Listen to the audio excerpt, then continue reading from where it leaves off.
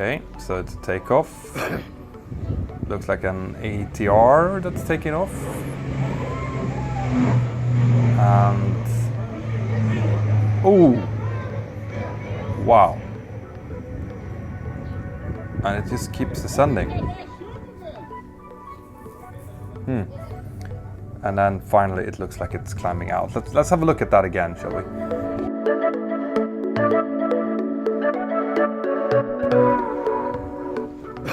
Alright, so if we go back again, we can see that it's taking off normally.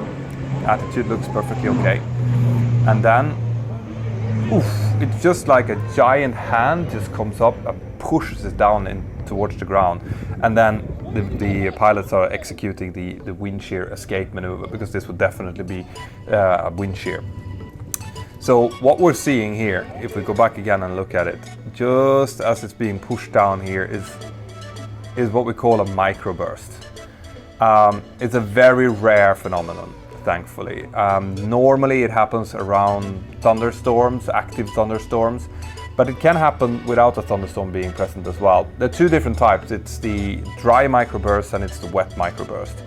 A wet microburst is normally the ones you can actually almost see. So they're close to rain clouds or thunderstorms, and you can see that the rain is pouring down, and the rain is actually kind of pulling the air with it as it's falling, and that's creating a very powerful downburst. But it can also happen like we see here, because I can't see any rain in this video. Then it's a dry microburst, and that's where there's a lot of moisture higher up and the air below it is relatively dry. And then as the moisture or rain falls into the dry air, it actually condensates, and that makes it cooler. And since it's cooler, then it becomes heavier and it falls, and that continues to happen.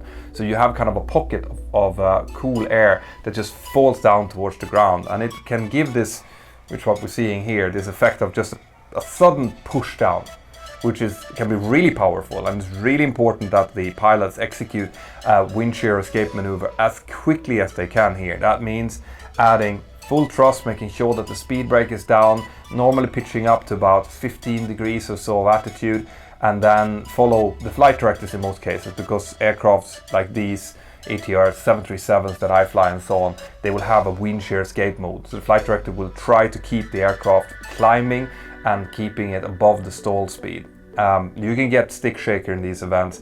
It can turn into a terrain escape maneuver if you get too close to the ground as well. So this is a scary thing, but it's something that we as pilots are trained for. But this is this is among the most clear examples of a microburst that I've actually seen. So let's see it again. Wow. I mean,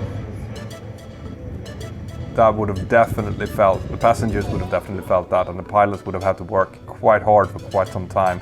You can see even like 10 seconds into it, they're still slightly descending before they start climbing away. Amazing video.